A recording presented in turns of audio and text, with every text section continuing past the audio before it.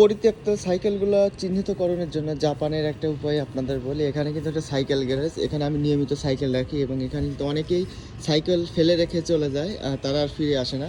কারণ জাপানে সাইকেল বিক্রি করা সেরকম লাভবান হওয়া যায় না এবং কি বিক্রি করতে অনেক সমস্যা হয়, অনেক কাগজপাতি লাগে।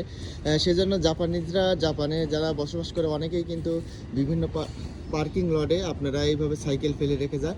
তো এখানে বিভিন্ন সাইকেল আছে, তো কোন সাইকেলটা চলে এবং কোন সাইকেল চালায় না সেজন্য কিন্তু একটা কাগজ এখানে দিয়ে গেছে। এগুলো প্রত্যেকটা সাইকেলে কিন্তু এই কাগজগুলো মারা হয়েছে এবং এই কাগজে লেখা আছে যে আপনি যদি এই সাইকেলটা ইউজ করেন তাহলে এটা ছিঁড়ে ফেলুন, আর যদি ইউজ না করেন তাহলে ছিঁড়বেন না। অর্থাৎ এখানে কিন্তু 7 দিন 10 দিন পরে আবার কিন্তু আসবে পৌরসভা থেকে, এসে দেখবে যে কারা কারা এই কাগজটা ছিঁড়ে ফেলছে আর কারা কারা ছিঁড়ে ফেলে নেই।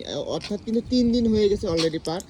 অনেকেই কিন্তু কাগজটা সেইভাবেই রয়েছে, অনেকে আছে 3 দিন 5 দিন পরেও সাইকেল নিয়ে যায়, যার কারণে কিন্তু এরকমভাবে কাগজটা থাকে। তো আমি কিন্তু প্রথম দিনই কাগজটা ছিঁড়ে ফেলছি। এভাবে কিন্তু সাইকেল নিরাপদভাবে রাখা যায় এবং যে পুরাতন সাইকেল বা যারা পরিত্যক্ত সাইকেলগুলো ফেলে রেখে গেছে তাদের কিন্তু সেই সাইকেলগুলো পরবর্তী আপনার পৌরসভা অফিস কিন্তু এখান থেকে সরিয়ে ফেলবে এবং এখানে পার্কিংটা আরও সুন্দরভাবে ব্যবস্থাপনা করা হবে।